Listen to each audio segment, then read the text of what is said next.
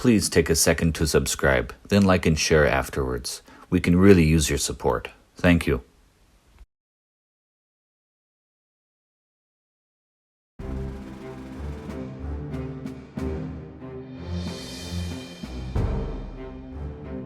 Genesis 11:4. Come, let us build ourselves a city and a tower whose top is in the heavens. This is where we lead into the story of the tower. In Genesis chapter 9, after the ark settled on the mountains of Ararat, God reiterated the original command to Adam and told Noah to be fruitful and increase in number and fill the earth.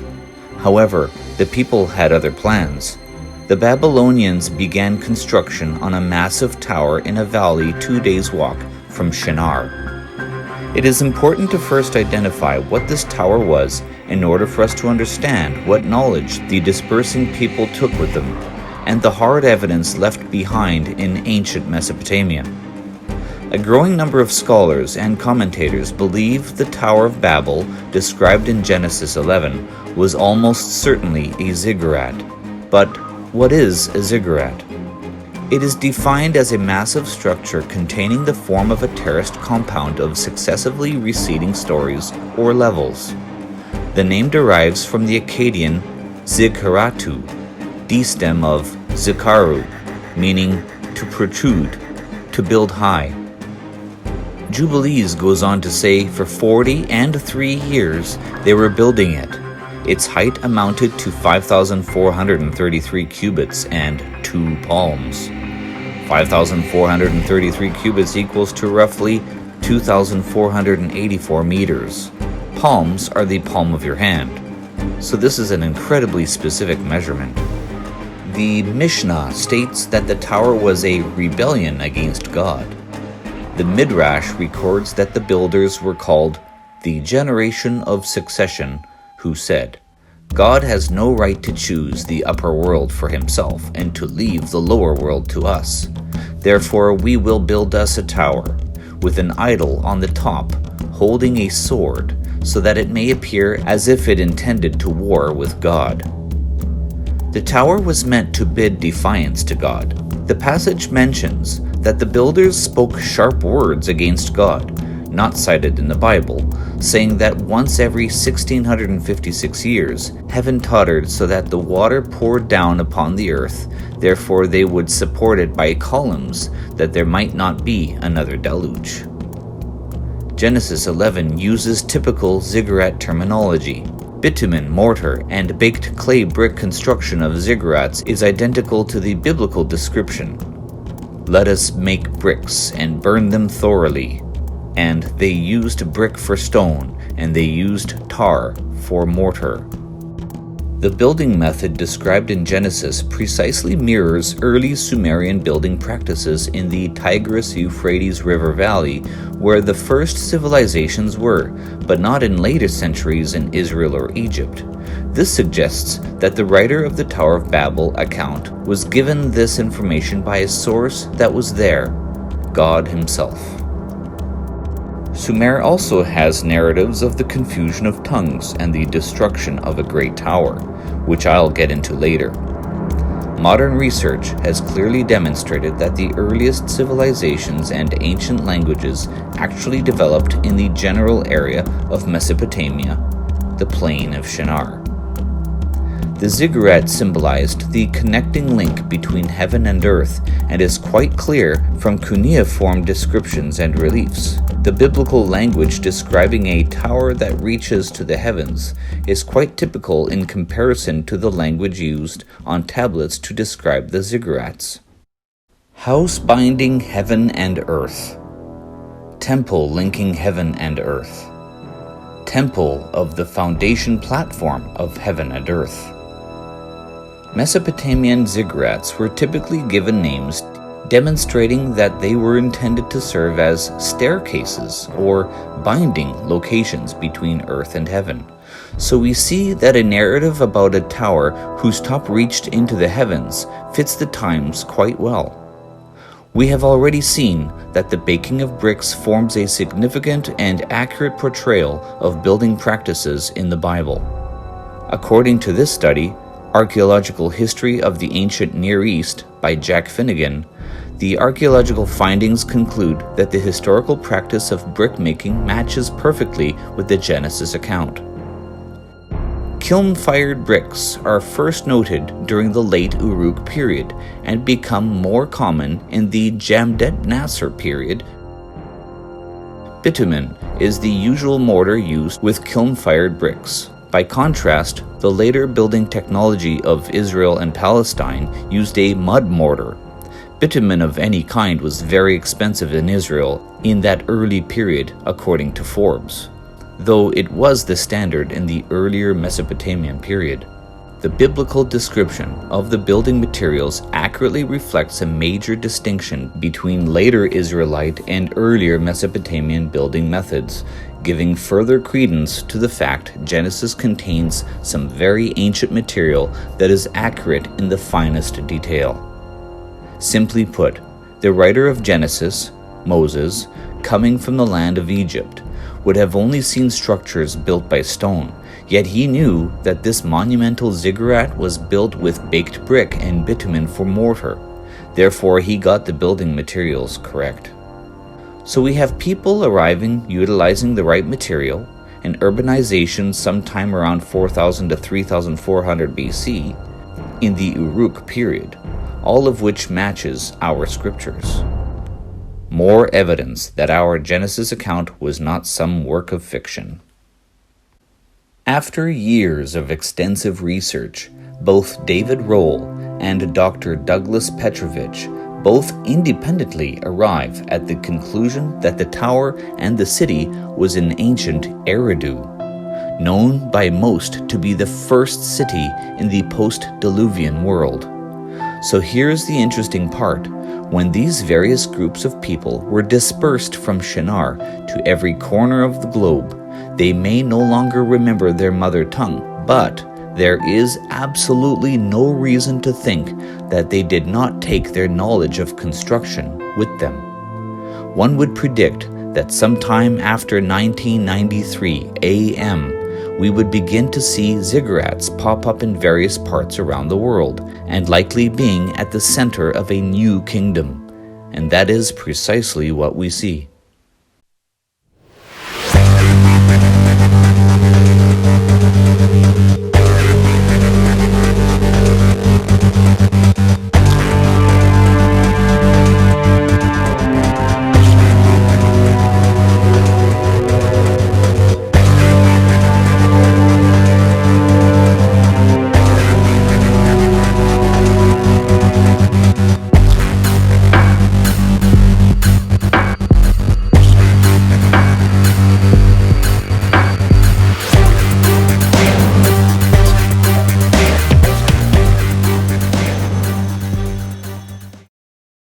Another extremely important piece of evidence is the Tower of Babel stele discovered in 1917 and now in the Schoyen collection held in Oslo, Norway.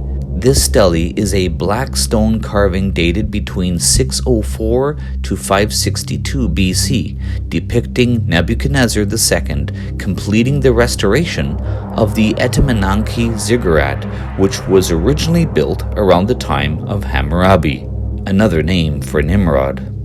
On the stele, you can clearly see the stepped outer walls of the tower reaching up to the heavens. Below, one can see written royal inscriptions identifying the Great Ziggurat of Babylon. They are translated as follows: the house, the foundation of heaven and earth. Etemenanke, I made it the wonder of the people of the world. I raised its top to the heaven, made doors for the gates, and I covered it with bitumen and bricks.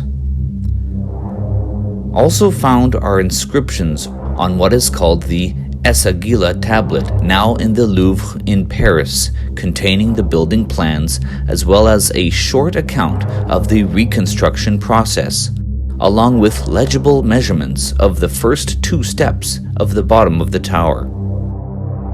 Now, Since this rebuilt ziggurat was destroyed by Alexander the Great in 331 BC, little was known about the original Tower of Babel, but we can rest assured that Nebuchadnezzar II would have had much better access to the original dimensions to build upon. If such archaeological hard evidence of the tower itself isn't enough, there is more. When we look at the evidence pointing to the confusion of languages from this period, we find much more worth exploring. The confusion of tongues is also spoken of in a Sumerian fragment of a cuneiform tablet published by Assyriologist Samuel Noah Kramer, which states, Enki changed the speech of their mouths, or brought contention into it, into the speech of man that until then had been one. Another ancient cuneiform tablet reads, The erection of this tower highly offended the gods. In a night they threw down what man had built, and impeded their progress. They were scattered abroad, and their speech was strange. What is it that secular academia purposefully ignored this hard evidence? They've totally accepted most other cuneiform tablets as confirming documentation for early Mesopotamian history. This selective practice is further proof that academia does not wish to acknowledge anything that would or could support or substantiate the biblical narrative.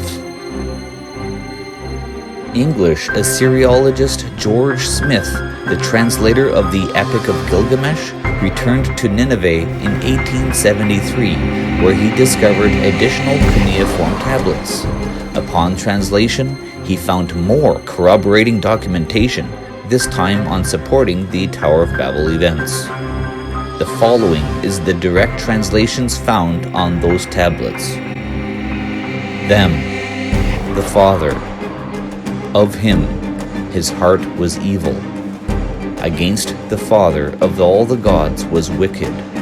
Babylon brought to subjection, and great he confounded their speech. Their strong place, or tower, all the day they founded, to their strong place in the night. Entirely he made an end. In his anger also word thus he poured out. To scatter abroad he set his face. He gave this command. This counsel was confused. The course he broke. Key parallels are seen between the biblical and Assyrian accounts, that is, that they both speak of mankind unified by a single language and building a tower, thus angering the gods, which resulted in the confusion of the language.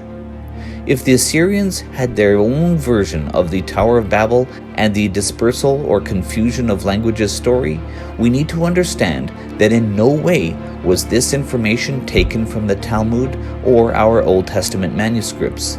They would have had zero motivation to borrow or use this information and retell it in their own records. It is only after the scattering of the people from Babel can we then read Genesis 10:5-32, as it lists off the nations according to their languages. By cross-referencing this text with Jubilees chapter 8, it paints a very clear picture of the table of nations and where each of these groups dispersed and further subdivided, taking their new languages with them. Shem and his descendants would inhabit the Middle East, extending from the Mediterranean Sea that includes the entire Fertile Crescent, such as present-day Israel, Lebanon, and Syria, stretching across Mesopotamia to Central Asia, Turkmenistan, Afghanistan, Pakistan, India, the entire Arabian Peninsula, and the Far East, including China, Korea, and Japan. This information has been extracted from Jubilees chapter 8. This is why the Hebrews and the Jews today are called Semites, as they trace their lineage to Shem. As mentioned in our previous episode, Ham and all his descendants would inhabit all of the continent of Africa, most notably the earliest settlements of Egypt, Libya, and Ethiopia. This information is taken from the writings of Josephus. Finally, Japheth and his descendants would take and inhabit all of present-day Europe and Russia, Georgia, Armenia, Kazakhstan, Uzbekistan, and across to Mongolia. This information is taken from Jubilees, chapter 9. Later in time, these 70 principal languages from the Table of Nations would subdivide and continue to subdivide until we reach the languages and dialects we have today. Join me next time in part 3, where we pick up the trail of evidence in the Far East of China and the clear evidence that highlights China's connections to the Tower of Babel. Here on Evidence Uncovered.